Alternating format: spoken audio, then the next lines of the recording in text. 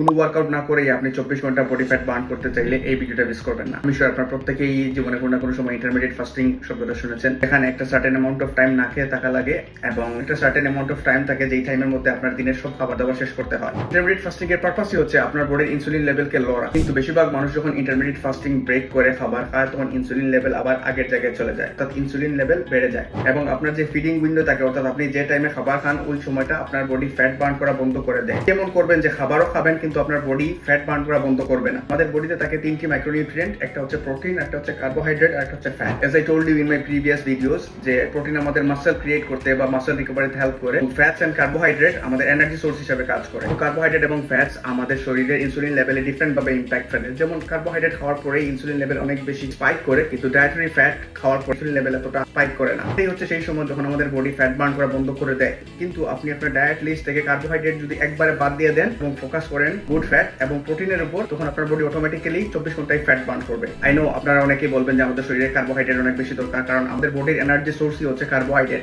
I am agree with that. আপনি যদি intense workout করেন তাহলে কার্বোহাইড্রেট না খেয়ে আপনি ইন্টেন্স ওয়ার্কআউট করতে পারবেন না। কিন্তু আপনি যদি অলরেডি ডায়াবেটিক অথবা প্রি ডায়াবেটিক হয়ে থাকেন অথবা আপনার কোমর অতিরিক্ত মোটা থাকে, তাহলে trust me, you don't need any carbohydrate for energy. বরং আপনার জন্য অনেক বেশি বেনিফিশিয়াল হবে যদি আপনি আপনার শরীরে স্টোর করা ফ্যাট ইউজ করেন এনার্জি সোর্স হিসেবে। প্রসেসটা আপনাকে হেল্প করবে আপনার high cholesterol, high blood pressure এবং ডায়াবেটিক্সকে নিয়ন্ত্রণ রাখতে। এরকম আরো অনেক বেশি ফ্যাট লস টিপসের জন্য আমার অ্যাকাউন্ট ফলো দিয়ে রাখুন।